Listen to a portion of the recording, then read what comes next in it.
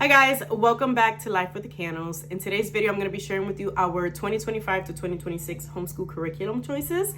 This year, we will have a fourth grader, second grader, kindergartner, and then a toddler. So I'm going to be sharing with you guys all of the curriculum choices, and I have actually spoken about these a little bit on my blog, themissionfieldhome.com. So links to these curriculums that I'm going to be talking about today will be in the description. It'll take you to the blog and then you can hit the links from there.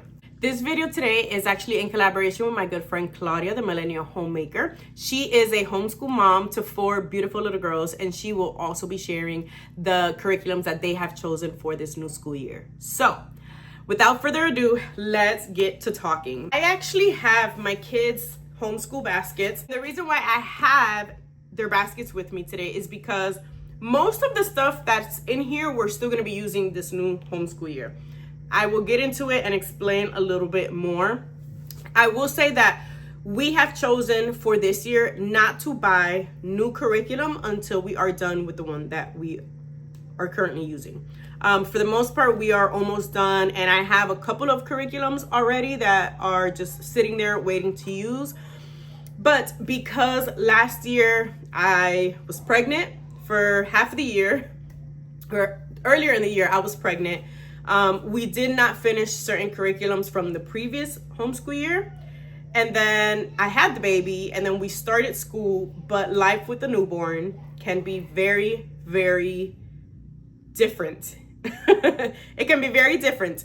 And so it took us a little bit to adjust to life with the newborn, and we kind of fell, I don't want to say that we fell behind on curriculum, because I mean, the beauty of homeschool is that you go at your own pace, but the deadlines that I had set for myself and for us in our homeschool, we didn't meet those. And so I did not want to just have a curriculum done halfway and then throw it out and bring on the new ones. I actually wanted to finish everything before we go on to something new. For Molly is my 4th grader, or yes, she'll be 4th grade this year. So she's my 4th grader.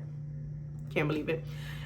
She will be using, let's start with language arts. So for language arts, she is currently still finishing the Good and the Beautiful level 3, which is obviously 3rd grade. But we are almost done with it. We're gonna keep working through it. We should be done with this level, I wanna say like mid-August. This is like the second to last week of July as I'm filming this. So we have a little bit to go. I would say about a month to go so that we can get this curriculum finished. And then once we finish this, we're just gonna move along to level 4 with the Good and the Beautiful. We've been working with the Good and the Beautiful for, I wanna say honestly, since we started homeschool, and this is our 6th year of homeschool. So we love it. It has helped my children a lot. And so why change something that is working? We've done it before, and honestly, when we've changed something that works, it kind of just messes us up a little bit. So I don't want to change that. I don't want to touch that. We're just going to go on with the new level once we get there. Math. For math, we are currently working with math with confidence level 3. Almost done with it as well. We're just gonna move on to the next thing. Now, I will say we love math with confidence. We absolutely love this curriculum. I have all first 4 levels here, and once Molly, or first 4 levels, because it starts with kindergarten. But once Molly finishes the 3rd grade level, we're gonna go right into the 4th grade. And again, we're about the same pace as in with language arts. So we should be done with this one about mid-August, and then we will move into 4th grade math. Those are like our 2 main curriculums for individual grade levels. But we also have handwriting, which we're done with this. Well, I don't want to say we're done with this. She's actually almost done with it. She only has a few more pages. And this is not a curriculum that we do every day. We have literally like this much of the curriculum left, and we've done this much. This is not something that we do every single day, which is why we are not done with it yet, but I did film a video about 4 months ago showing you guys what handwriting curriculum we are going to be using for this upcoming year, and I'll actually grab that real quick just to show it. Okay, but the curriculum is handwriting, a reason for handwriting, and we chose this because just, I don't know, we just enjoy it so much more. I won't say that the Good and the Beautiful handwriting is so bad, but we decided to go with a switch because of preschool / kindergarten handwriting. We just wanted something bigger, and the company was very gracious enough to send me the curriculum for review. I went through it and we really enjoyed it. So yep, this is going to be the curriculum that Molly will be using for handwriting once we finish this one. All right, then we have, let me see, I'm trying to show you guys her individual subjects. Okay, we have currently Evan Moore spelling level 3. She's also almost done with this. I think we have like maybe 5 lessons left. Let me see. I'm trying to go to the current lesson. Okay, so yeah, we have this much and we've done this much. So we only have level 20. Oh, actually, we only have 2 more levels left. She's on week 28 and there's 30 weeks. So we're finishing this one. For her, I have really gone back and forth when it comes to spelling with Molly. Originally, I wanted her to do level 4 Evan Moore spelling because we really love it. We've been using Evan Moore since she was, I think, in 1st grade, so about 3 years now. And we really enjoy it. But the Good and the Beautiful Language Arts also comes with its spelling curriculum. And although I will say their spelling, I don't think their spelling is extremely thorough. I think it's just very blah, like it's just very surface level, which is why we've always done the Evan Moore spelling. But moving into 4th grade, I am going to check out the spelling material on that curriculum. And if for some reason I don't like it, then we will just go ahead and order the Evan Moore level 4. But for now, I did decide that she's going to just stick with the Good and the Beautiful spelling.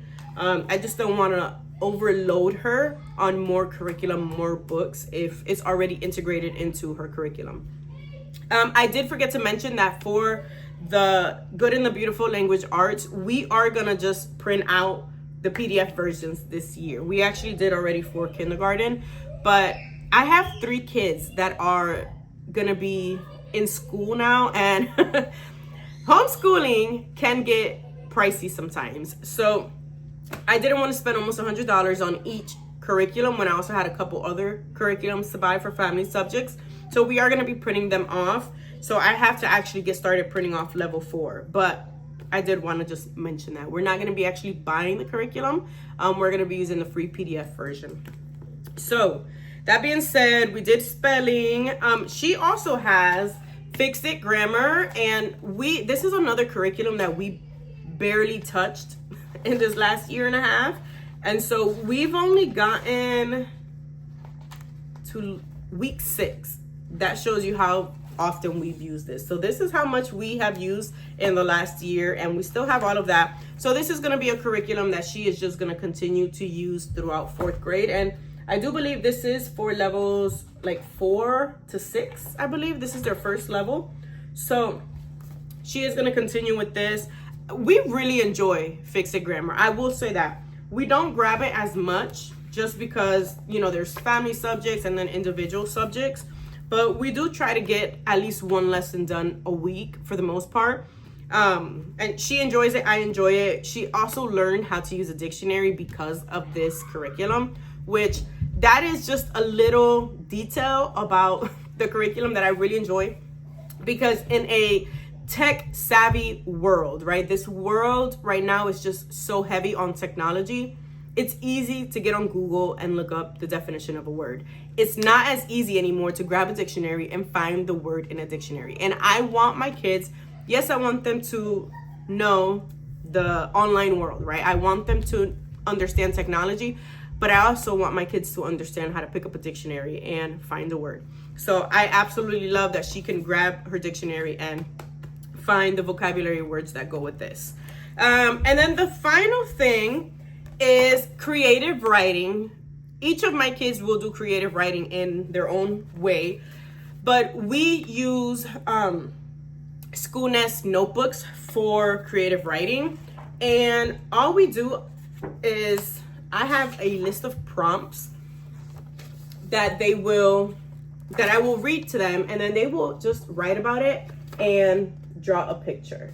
So like that's one. What was your favorite summer activity? Okay, let me see. This one was, I believe this one was, what's your favorite subject in homeschool? And she put, my favorite thing about homeschool is language arts. And that is her picture right there. And then her little story. And then this was another one. Oh, this one, I gave them 3 words and they had to write a story using those 3 words. And this is the story that she came up with and the picture. And so this is just what we're gonna continue to do for creative writing. Creative writing is another one that we don't do every single day. For the most part, we do try to do it once a week, usually on Fridays, just because Fridays I try to keep it lighter on schoolwork. But that is 4th grade. I have to remember she's in 4th grade. Moving on to my 2nd grader. This is her basket, and I'm actually gonna link these down for you guys. I got these off of Amazon, and the reason why I got them was because we had everything just sitting in a shelf, and it was just very difficult to just keep grabbing off the shelf and then have to fix all the books again if something fell over. And I'm like, you know what, why don't we just get a basket for each, bring it to the table in the morning, and then we leave it there until we're done for the day and everything's at the table. And this has really worked. They keep their books in here. Sometimes they keep their pencils, they keep erasers, sharpeners, everything, scissors. So this is really convenient if you have older kids, even for younger kids. But if you specifically have older kids that have tons of books and they need all the supplies, they can just grab this and take it to the table and everything is there put together. But for 2nd grade, we are kind of like going into the same line. So not much of what I mentioned for my 4th grader is going to be different for my 2nd grader. Really just the levels of every curriculum. But she's currently doing level 1 in language arts. And this is the 1st grade level. And she is, again, almost done with this. We are tracking to be finishing this around mid to late August. And as soon as she is done with this one, she's going to be going into level 2 of the Good and the Beautiful Language Arts, which I am also going to be printing out and just sticking it into a binder. Whenever we are going to be using the curriculum, she'll take out the pages that she needs. And when she's done, she puts it right back. For math, again, we will be using, you already know it, table's moving my camera. Math with Confidence, we will be using level 2. The good thing about me having these curriculums already is the fact that I don't even have to buy the teacher's books because I have all of the teacher's books. I just have to buy the workbooks. So I'm sorry guys, there's people working outside like on the street, so I keep seeing them pass by and it's very distracting. But sorry. So what was I saying? Yes, I don't have to buy any of the teacher's manuals except for the 4th grade one because it's a level that we have not tried yet. But I have, for the most part, I have levels kindergarten, 1st, 2nd, and then 3rd. So I don't have to buy the teacher's manual. I would just have to buy the student workbook, which is awesome because I'm saving myself some money there. But again, we love Math with Confidence, and she's just gonna move on to the next level when she's done with the 1st grade one. Okay, let's see. She also has the Good and the Beautiful Handwriting, which she is also pretty much done with. This is all that she has left and all that she has done. And then when she is completed with this one, she will be doing the level B for A Reason for Handwriting. And again, I did a small flip through, but I also talked about this one in that video, which will be linked below. But we did the switch. We're excited. This is going to be our first time using a Reason for Handwriting, but I've heard nothing but good stuff about that curriculum. We actually considered, like, we were this close to trying out their spelling curriculum, but I'm like, you know what? Let's just stick with what we know. We'll try one thing new for the first time. Okay. So she also has Evan Moore Spelling Level 1. And she is going to be using Level 2 once she's done with this one. And she also has, I think it's just two levels left. Well, she's on Level 21 or week 29. And we got one more week left on this one. So as soon as she's finished with this one, I'm going to be ordering grade 2. And then she will get started on that one. This is her creative writing against School Nest, but this is the primary composition book. And you will see that the lines are wider. And so again, they all get the same prompt for that day. And then they will just write about what they want to write. So this here was, I believe I asked, excuse Spot. He's seeing people walk as well. The prompt here, I believe, was, what are you grateful for this Christmas? And so she put, this Christmas, I'm grateful for Josiah, which is our newest addition, Daddy and Jerry. And then she drew her picture. And so again, Fridays, we will just go ahead, I'll give them a new prompt and they will write about their story for that day. Okay, next we have Jerry's curriculum, kindergarten curriculum. And I'm not gonna lie, I'm actually sad. I don't want to say sad. I'm proud of my son, but I'm sad because they're just growing too fast. Like, I can't believe that he's in kindergarten now. But he is almost done with his preschool workbook from The Good and the Beautiful. This is something we've used for the most part pretty consistently, and we started this a little bit late as well. So he is finishing this one, and then when he's done with that, I think I had it here. Yes, I printed out already his curriculum because he's almost done. So his curriculum is already in a binder for level K for kindergarten. And I just printed out the booster cards, double-sided. I love that. Save myself some paper too.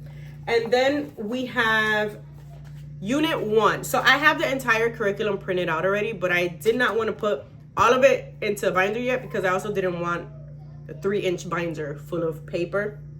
So I'm going to be putting in just by unit. So this is Unit 1. And then once he's done with Unit 1, then we will go ahead and add the second unit. But yeah, so this is his language arts curriculum. I did not print out the booklets that come with the book. So like, these are the booklets for the lower levels that The Good and the Beautiful comes out with. The reason I did not is because I have already another box for the kindergarten level from when Naya was in kindergarten. And so I'm just going to reuse those. We also have a bunch of grade level readers. I don't think it's necessary. Honestly, this is my personal opinion. I don't think it's necessary to have to get the little booklets. You can if you want. They're beautiful stories. But me, obviously trying to save some money, I don't think it is necessary because we have leftover books from previous levels or when my girls were doing those levels. But we also have tons and tons of readers, grade level readers, and there's also a library. So we just opted in just printing out the booster cards and the curriculum itself. So that's what he's going to be doing for language arts. We are also currently doing Argo Prep Summer Academy, and we've done up to this is week 6, I think. So we've done about like this much of the curriculum, and we still have this much left. I know this says summer, but we are gonna continue to just use this. This is more like morning work. We've been doing this as morning work, and then in the afternoon, we'll do like our core curriculum. So this is the pre-K to kindergarten level. So this has everything in it. This has language arts, it has math, it has everything in it. So we're just gonna continue to use this. just as morning work or busy work for when I'm working individually with the girls. And then for math, we actually already received the math workbook, but it arrived at my mom's house since that's where we were living before we moved into this house. But he's going to be going into the kindergarten level of math with confidence. And again, I have the teacher's manual, and we just had to order the math workbook, the student workbook. And we've already received that. As soon as we bring it to this house, then he will get started on that. He does not actually have creative writing because he's been in preschool, but I am considering ordering him a separate notebook, although we still have this notebook. This is his preschool notebook, and we've just literally glued everything that we've done in here. We have all subjects. We have language arts, we've got some science in here. I think we got some history, social studies, everything. We have a little bit of everything. And this was actually, so this is a creative writing prompt. It said, if you were president, how would you want your office to look like? And then he said he would want it with a bunch of Nerf guns everywhere. And so he drew an office and then Nerf guns. And then I guess, I don't know if this is him or this is his target, but yeah, he also does a little bit of creative writing, except he narrates, I write for him. And so again, narration here. So that's what we've been doing. And I think for creative writing, we have to glue this back in there. For creative writing, we're just gonna continue to do the same thing. Just use this notebook, fill it up. I don't want to, again, leave things unfinished. So I think we're just gonna make like a divider in here and put kindergarten. And then he can glue whatever extra stuff he needs. But also creative writing, we can just write it in this notebook. And then for his handwriting, he already finished The Good and the Beautiful. I don't think I have it in here, do I? Oh yes. So he finished this one. This is what I was saying, that it was very small.